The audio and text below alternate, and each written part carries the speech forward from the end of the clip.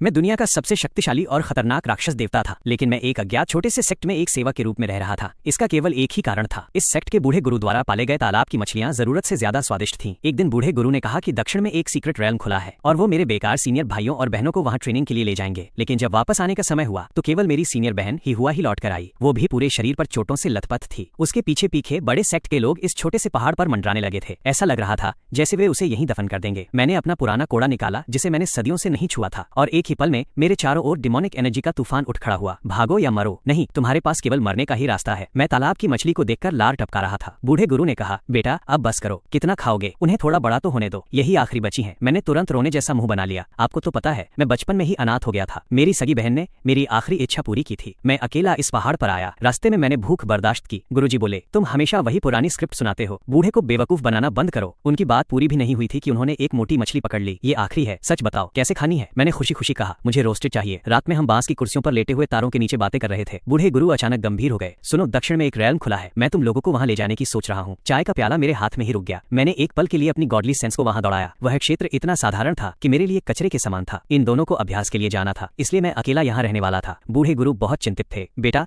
हमारे जाने के बाद मछलियों का ख्याल रखना, सबको एक साथ मत खत्म कर देना। मैंने कहा, आप इसे एक ही बार में खत्म करना चाहते हैं या रोज खाना चाहते हैं? मुझमें इतनी समझ है, मैं रास्ते में एक सुरक्षा शील्ड लगा दूंगा। अगर कोई खतरा हो तो अंदर छिप जाना। सीनियर भाई किंग भाई भी चिंतित थे। उनके लिए कुछ मिठाइयां ले आना। अगर तुम्हारा खाना बनाने का मन न करे तो काम चल जाएगा। बूढ़े गुरु ने कहा, ये सही है। वैसे क्या हमें काम के लिए शहर से किसी लड़की को रख लेना चाहिए? मैं तंग आ गया और झाड़ू उठाकर उन्हें वहां से भगा दिया। उनके जाने के बाद मेरा मछली खाने का मन नहीं हुआ। मैं खाली बैठा था, इसलिए मैंने बहुत सारे एनर्जी फॉर्मेशंस बना दिए। इन तीनों की प्रतिभा बेकार थी, वे बहुत धीरे धीरे सीखते थे, इसलिए मैंने उन्हें सीधे स्पिरिट पूल में डुबो दिया था ताकि वे मजबूत हो सके। बूढ़े गुरु की मैनुअल खराब थी, मैंने उसे अपग्रेड कर दिया। मैंने सोचा था कि जब वे वापस आएंगे तो मैं कह दूंगा कि ये सब किसी भगवान ने किया है, लेकिन किस्मत को कुछ और ही मंजूर था। इंतजार तब खत्म हुआ जब हेहुआ खून से लथपथ होकर वापस लौटी। जैसे ही उसने मुझे देखा, उसकी आंखों में आंसू आ गए। उसने बस इतना कहा, भागो, और वो बेहोश हो गई। केवल वही वापस आई थी। मैं समझ गया कि बाकी दो अब इस दुनिया में नहीं रहे। मैं जानता था कि वे कमजोर थे, मुझे उनके साथ जाना चाहिए था। अगर मैं वहां होता तो वे नहीं मरते। हे लड़के, आसमान से एक भारी आवाज गूंजी। मैंने ऊपर देखा, पूरा आसमान फ्लाइंग कल्टिवेटर से भरा हुआ था। क्या तुम इस लड़की को जानते हो? इसे जल्दी से हमारे हवाले कर दो, शायद मैं तुम्हारी जान बख्श दूं।